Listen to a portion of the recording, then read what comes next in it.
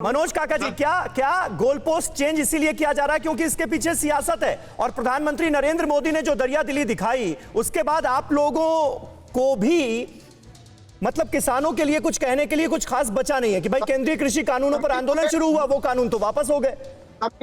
समीर, मुझे खुशी है कि कम से कम आप स्वामीनाथन आयोग के चौथे रिपोर्ट की लाइन पढ़ी कि C2+50% प्रॉफिट।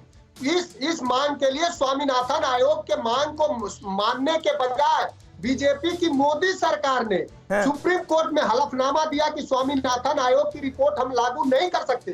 हम किसानों को 1.5 गुना मूल्य, उनके लागत पर 1.5 गुना प्रॉफिट नहीं दे सकते।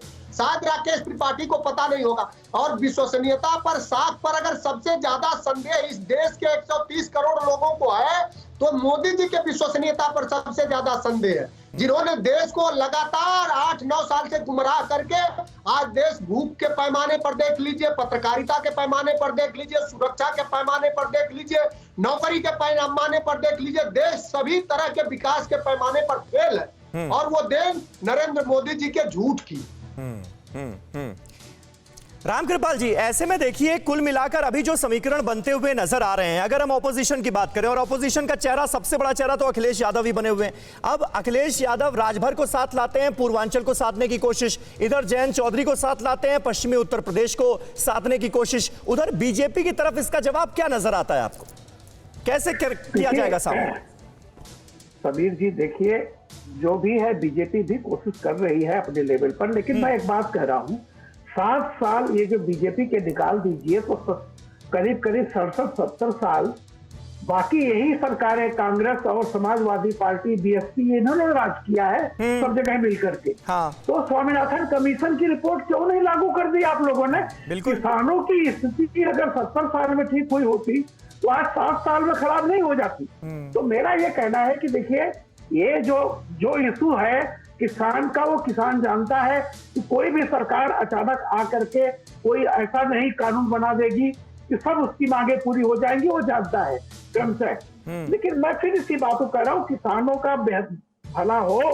और मैं खुद व्यक्तिगत रूप से मानता हूँ कि किसानों के लिए जो कानून आया था और जिसे चाहे जिन हो सकता है देश की सुरक्षा के कारणों से वापस लिया गया है, ये बहुत बड़ा सेटबैक है किसानों के हित के लिए। लेकिन रामकृपाल जी, क्या आप ये नहीं मानते कि किसान आंदोलन ने जिस तरह से तूल पकड़ा, दुनिया में शायद ही कोई आंदोलन इतना लंबा चला हो? 1 साल तक किसी आंदोलन को जिंदा रखना अपने आप में यह भी बड़ी बात है। अब जो भी सरकार चुनकर आएगी वो कम से कम किसानों के मुद्दे पर गंभीर नजर आएगी, ये उम्मीद करी जाए कि नहीं की जाए? देखिए समीर जी, ये वक्त आने पर सब धीरे धीरे सब पता चल जाएगा इसके पीछे क्या था क्या नहीं था। और सुप्रीम कोर्ट ने जिस कमेटी को बनाया था वो रिपोर्ट तो सामने आ जाए। उस रिपोर्ट में सारे विशेषज्ञ हैं, उनकी रिपोर्ट देख लीजिए, सबका सब पता चल जाएगा कि इसके पीछे कौन लोग हैं। तो मेरा यह कहना है कि किसान का फायदा हो, ये सब लोग चाहते हैं। कोई भी सरकार किसान विरोधी होकर के नहीं चल सकती है, इस मुल्क में नहीं चलेगी। लेकिन जो लोग बैठे, आज कह रहा हूँ, जो नेता हैं वो सड़क पे बैठे हैं, जो किसान है वो अपने खेत में काम कर रहा है। अगर सरकार उसके हित में नहीं काम करेगी तो सरकार बाहर हो जाएगी। संदीप चौधरी साहब, मानते हैं आप इस बात को? मानते हैं आप इस बात को? सरकार की तरफ से भी यही कहा गया कि 80% जो छोटे किसान हैं देश के, उनके हित के लिए लाया गया ये कानून, वो आप लोगों ने लागू होने नहीं दिया, तो इसका नुकसान तो नहीं हो जाएगा कहीं? हाँ या ना में जल्दी से। समीर भाई, आपकी रिपोर्टिंग में लगातार मैं आपको बता देना चाहता हूं, जब ये जीएसटी लेकर आए, इन्होंने देश को बर्बाद कर दिया, व्यापारी को बर्बाद कर दिया, उसको ये समझा नहीं पाए। इसी तरीके से ये सीए लेकर उनको समझा नहीं पाए। चलिए, ये सीए 370 पर डिबेट नहीं। बहुत बहुत शुक्रिया, बहुत बहुत शुक्रिया। न्यूज़ टॉप 9 रोज सुबह 7 बजे और शाम 7 बजे सिर्फ TV9 भारतवर्ष पर।